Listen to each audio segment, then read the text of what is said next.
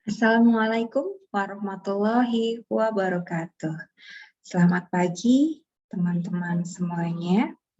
Alhamdulillah, pada kesempatan kali ini kita akan membahas tentang sosial budaya dan antropologi kesehatan tentang cara-cara pendekatan sosial budaya dalam praktik kebidanan. Ya, di sini untuk mata kuliah ini diberikan di prodi D3 Kebidanan, tepatnya di semester 1. Ya, kita mulai. Sebelumnya kita membaca tasniah bersama-sama. Semoga apa yang kita pelajari bisa bermanfaat untuk kita semuanya. Bismillahirrahmanirrahim.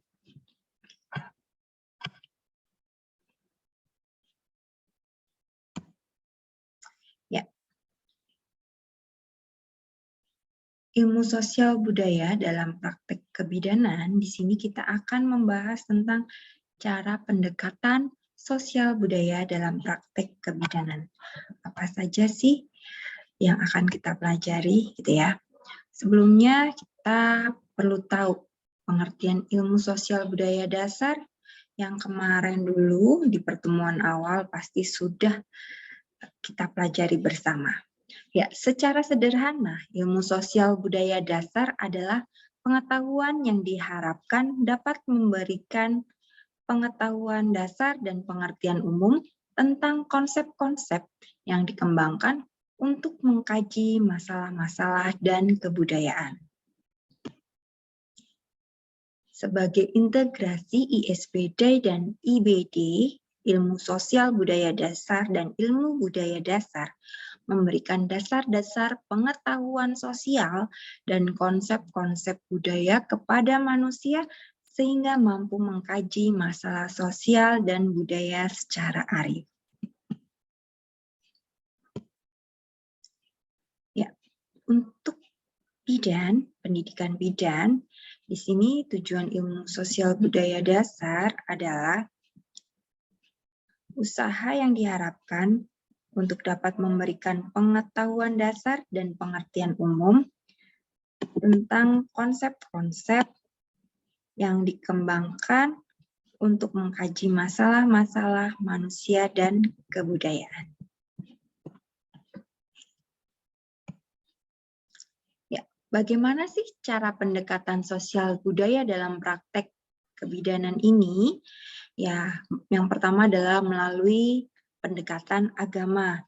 Yang kedua, melalui pendekatan kegiatan tradisional. Yang ketiga, melalui paguyuban. Yang keempat, melalui pesantren. Yang kelima, melalui kebudayaan Banjar ya yang ada di Bali, Provinsi Bali.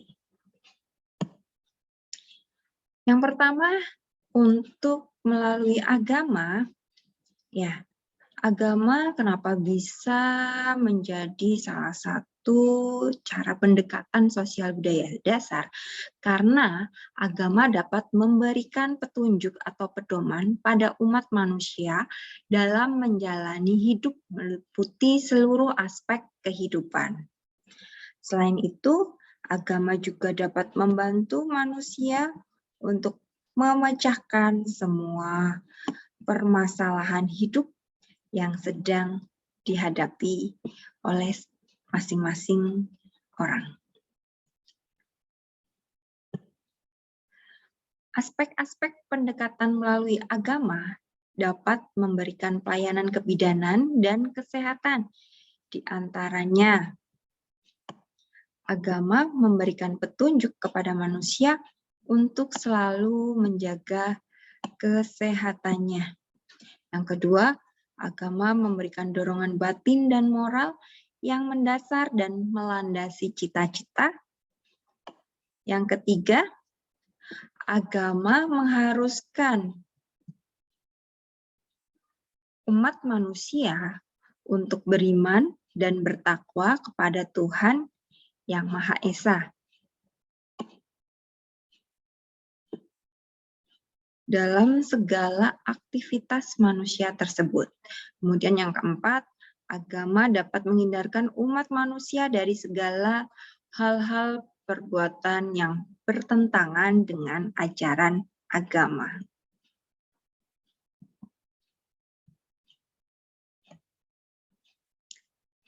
Oke, upaya-upaya pelayanan kesehatan yang ditinjau dari segi agama diantaranya adalah upaya pemeliharaan kesehatan. Yang kedua, upaya pencegahan penyakit dan upaya pengobatan penyakit. Jadi di dalam agama, terutama di ajaran agama Islam, kita juga diajarkan untuk upaya pemeliharaan kesehatan. Salah satu contohnya yaitu dengan kita menjaga kebersihan lingkungan dan kebersihan diri, dan serta melakukan olahraga yang disarankan oleh Rasulullah SAW. Kemudian upaya pencegahan penyakit kita bisa dengan salah satunya dengan berwudu, ya, itu untuk menjaga kebersihan diri, kemudian menjaga kebersihan makanan, kita berpuasa, ya, itu juga salah satu upaya pencegahan penyakit. Dan upaya pengobatan penyakit salah satunya dengan bekam. Ya. Upaya pemeliharaan kesehatan, ada beberapa hal yang dapat memberikan tuntutan bagi umat manusia untuk memelihara kesehatan, antara lain dengan makanan yang bergizi, menjaga kebersihan. Ada hadis yang menyampaikan bahwa kebersihan itu adalah sebagian dari iman atau bagian dari iman. Dan berolahraga, contohnya mana? Berenang, gitu ya. Kemudian pengobatan di waktu sakit.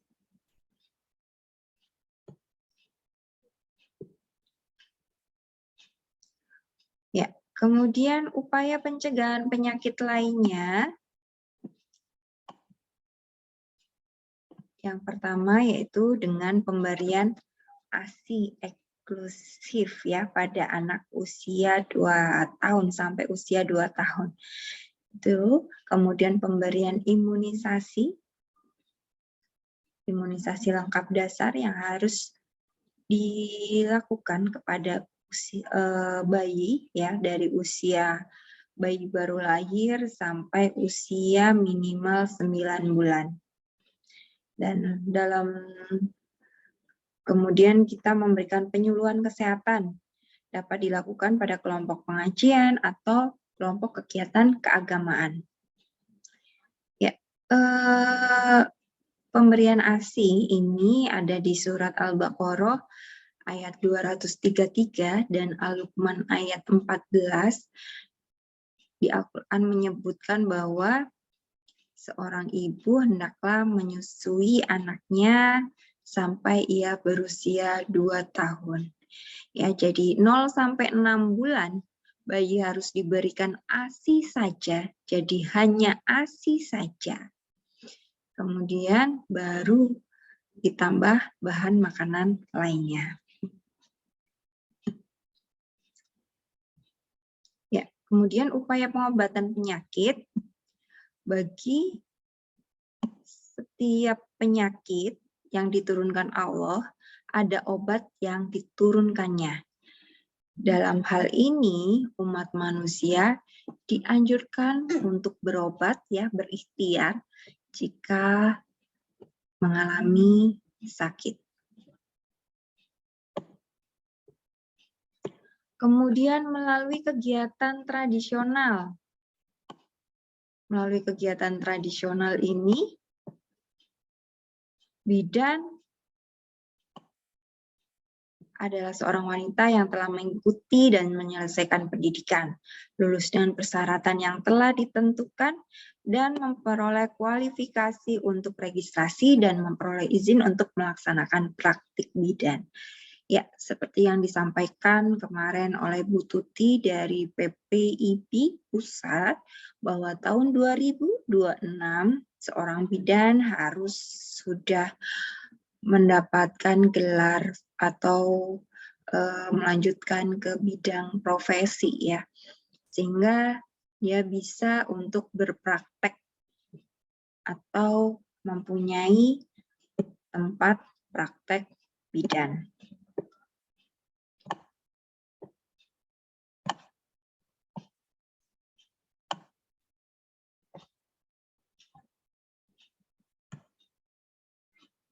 Ya.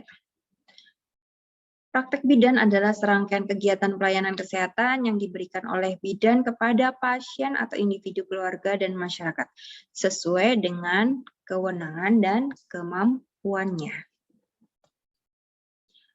Kemudian melalui paguyuban.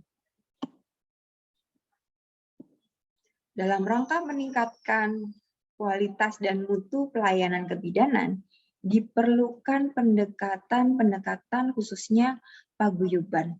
Untuk itu kita sebagai tenaga kesehatan, khususnya calon bidan, agar mengetahui dan mampu melaksanakan berbagai upaya untuk meningkatkan peran aktif masyarakat agar masyarakat sadar tentang pentingnya kesehatan. Ciri-ciri paguyuban yang pertama adalah intimate, ada hubungan yang menyeluruh dan mesra. Ya, maksudnya mesra di sini hubungan silaturahminya baik dan antar person itu menjadi satu kesatuan. Kemudian private, hubungan bersifat pribadi dan eksklusif, bahwa hubungan tersebut hanyalah untuk kita saja dan tidak untuk orang lain di luar kita. Ciri-ciri umum adanya hubungan perasaan kasih sayang, adanya keinginan untuk meningkatkan kebersamaan, hubungan kekeluargaan masih kental, sifat gotong royongnya masih kuat. Kemudian pendekatan melalui pesantren. Pondok pesantren adalah lembaga pendidikan Islam yang mengembangkan fungsi pedalaman agama, kemasyarakatan, dan penyiapan sumber daya manusia. Bentuk-bentuk pendekatan yang dapat digunakan oleh bidan dalam pelayanan kesehatan adalah sebagai berikut. Yang pertama, pendekatan sosial. Jadi, seorang bidan harus bisa bersosialisasi dengan masyarakat. Ya, harus bisa menerima gitu ya, menerima dirinya berada di dalam masyarakat dan bisa membaur ke dalam masyarakat itu sendiri. Kemudian survei mawas diri. Jadi bidan melakukan survei terlebih dahulu untuk mengetahui masalah yang ada di masyarakat. Kemudian setelah diketahui untuk masalah yang ada, bidan melakukan musyawarah masyarakat dengan masyarakat pondok pesantren khususnya. Kemudian melakukan pelatihan sesuai masalah yang ada, kemudian pelaksanaan kegiatan dan pembinaan. Ya, kemudian melalui pendekatan Banjar di Bali. Pendekatan dalam sistem Banjar, bentuk kesatuan sosial yang berdasarkan kesatuan wilayah atau desa. Kesatuan sosial yang diperkuat oleh kesatuan adat dan upacara keagamaan yang keramat. Ya, di Bali ini ada namanya sistem Banjar ya. Seperti RT RW ya, di situ namanya Banjar. Dan di situ sering sekali ada acara adat ya, upacara keagamaan di adat tersebut.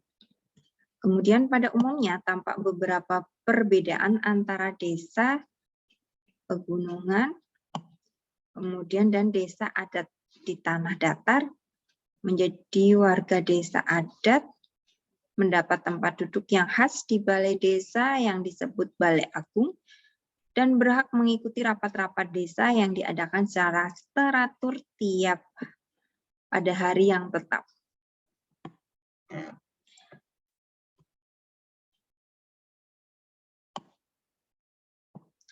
Ya, Kemudian cara pendekatan bidan dalam wilayah Banjar Bali yaitu diantaranya menggerakkan pembinaan masyarakat, peran serta masyarakat khususnya dalam bidang kesehatan dengan melakukan penyuluhan kesehatan sesuai kebutuhan dan masalah kesehatan setempat. Contohnya, misalnya di situ kurang adanya kebersihan, maka kita akan melakukan penyuluhan tentang kebersihan. Misalnya juga dilarang atau kawasan bebas asap rokok. Jadi di situ dilarang ada warga yang merokok. Kemudian pemerintah menerapkan dan menjalankan poskesdes, pos kesehatan desa, yang ditujukan kepada seluruh masyarakat setempat sampai ke daerah pedalaman. Kemudian penyuluhan kesehatan masyarakat ditujukan untuk memelihara dan meningkatkan derajat kesehatan masyarakat, membina dan memberikan bimbingan peran bidan sebagai pendidik bersama sampai kelas 3. Ya, ini contohnya bidan memberikan pemeriksaan kepada ibu hamil, kemudian dari segi agamanya, kemudian pendidikan kesehatan, penyuluhannya kepada ibu hamil. Ya, mungkin itu saja dari saya untuk cara pendekatan sosial budaya dalam praktek kebidanan. Terima kasih. Kami sampaikan. Oke, terima kasih semuanya. Mohon maaf bila ada kesalahan dari saya.